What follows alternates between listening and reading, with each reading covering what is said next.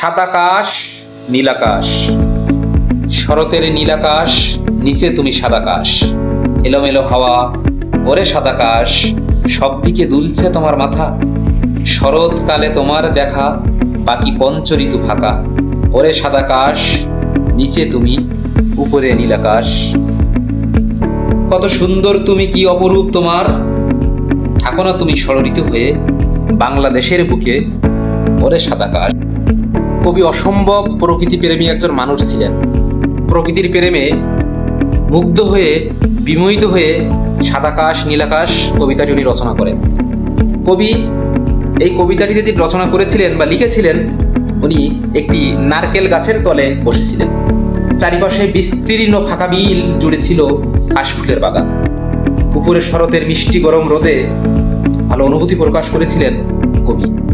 কাশফুলের রূপ সৌন্দর্য দেখে কবি নিজের কলম আর ধরে রাখতে পারেন নাই, হারিয়ে যান প্রকৃতির মাঝে, লিখতে বসেন কবিতা।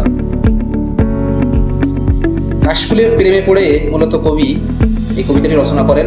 এবং প্রেম বলতে কবি অসম্ভব মায়া এবং কারোর উপরে চরম আসক্তিকে বুঝিয়েছেন। কাশফুলের মধ্যে কাল্পনিকভাবে কবি কাউকে আবিষ্কার করেছিলেন। আবিষ্কার বলতে কবি কোনো ব্যক্তিকে বুঝিয়েছেন। মূলত সাদাকাশ নীলাকাশ কবিতাটি একটি প্রেম কাব্য। প্রেম বলতে কবি প্রকৃতি প্রেমের কথা বুঝিয়েছেন। কাশফুলকে ভালোবাসেন না এমন মানুষ কি খুঁজে পাওয়া যাবে? আকাশ ভালোবাসেন না এমন কাউকে কি পাওয়া যাবে? বাতাস, সুন্দর মিষ্টি, এলোমেলো রোদ, কে পছন্দ না করেন? আমাদের প্রকৃতি আমাদেরকে মাঝে মধ্যে এমন কিছু উপহার দেয়, আমরা সেটা কখনো ভুলতে পারি না। প্রকৃতির প্রেমে হাবুডুবু খেতে হবে, প্রকৃতির সাথে মিশে থাকতে হবে, প্রকৃতির মতো স্বচ্ছ হতে হবে, আকাশের মতো উদার হতে হবে। তাহলে তো জীবনের সার্থকতা।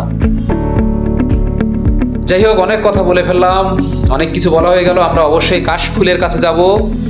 কাশফুল আমাদেরকে বিনয়ী হতে শেখাবে। যখন বাতাসগুলো তার গায়ে লাগে, দেখবেন মাথাটা কত বিনয়ের সাথে নুইয়ে দেয়, আবার উঠে দাঁড়ায়। আপনাকে আত্মবিশ্বাসী হতে শেখাবে। কাশফুলের কথা বলে শেষ করা যাবে না। কবি ছিলেন অসম্ভব কাশফুল প্রেমিক একজন মানুষ। কাশফুলের কাছ থেকে উনি কখনো সরে যেতেই চাইতেন না। সারাক্ষণ মন বসে থাকতেন কাশফুলের কাছে এবং রচনা করতেন অসম্ভব সুন্দর সুন্দর কবিতা।